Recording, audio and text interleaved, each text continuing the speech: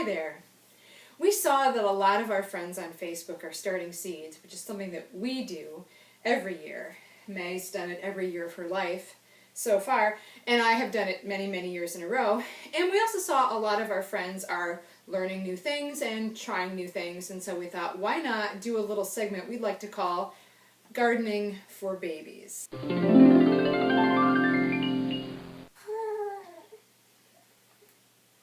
So the first thing to consider is what things grow well and what things you might eat. So babies like to eat lots of different things. May right now is really into formula.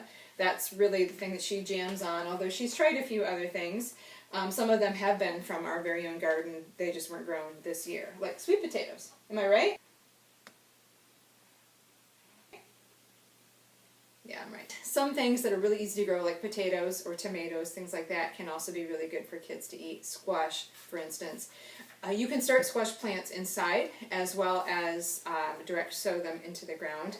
I find the best plants to start inside are things like tomatoes and peppers, kale, maybe, things like that. Things like carrots or beets don't usually transfer very well, and I've started cucumber plants inside thinking that I would have early cucumbers, and the things that I sowed directly into the ground as soon as it was time to do that, they didn't really come early. So those are just a few things to consider.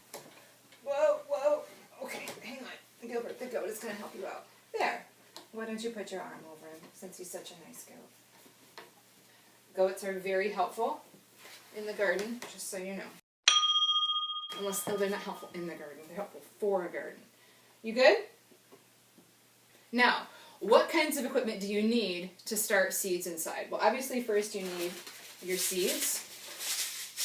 Then you need some dirt of some kind, and you need something to put the dirt in. So I like to plant things in egg cartons and in egg shells because both of those things are compostable and they add nutrients to the soil.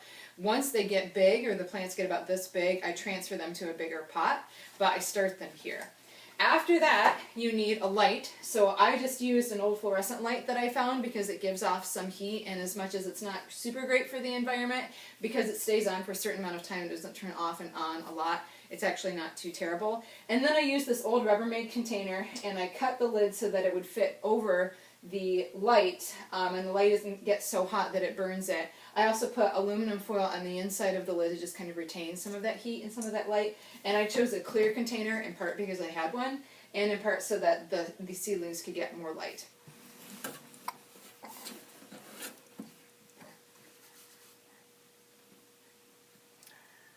As I mentioned, our hothouse is just an old plastic container, and I wanted to show you how I cut the top so that it will fit over the fluorescent light, which is a light that I had. Again, I'm trying to use materials that you might have around the house because you might not want to do a lot of shopping right now. Mine has a strap on it, and that's mostly to keep cats out of here. So these are our tomatoes that have come up. I labeled them so that I knew what they were.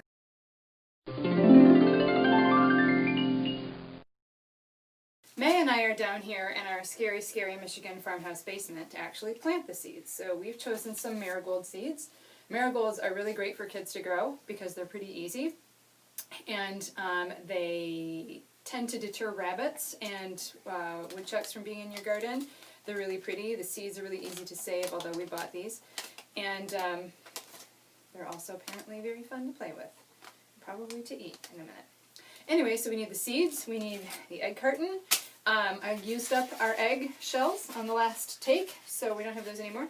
But as I mentioned, you can plant seedlings in just about anything. Betty Middleton gave me kale seedlings in an old strawberry container. So we put some medium or some dirt in here.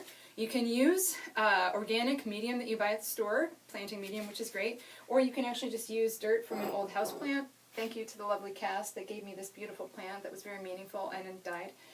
You can use leftover potting soil as well. You just put some in here, put the seeds in there, and we're done. One of the lovely things about gardening, babies like too, although I'm not going to give this baby dirt to eat, is that you don't have to be neat. So we're just going to do that.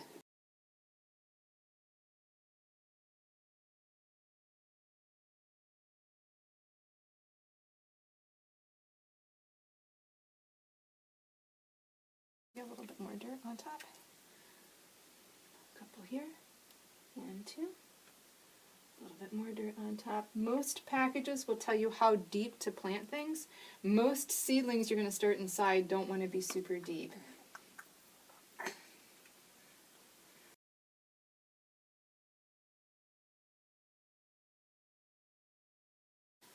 That's for you. Thanks, dear. May wants to give you one last tip. Can you say it? She says she doesn't like soggy bottoms, but your seedlings do. Make sure you water them thoroughly at least once a day.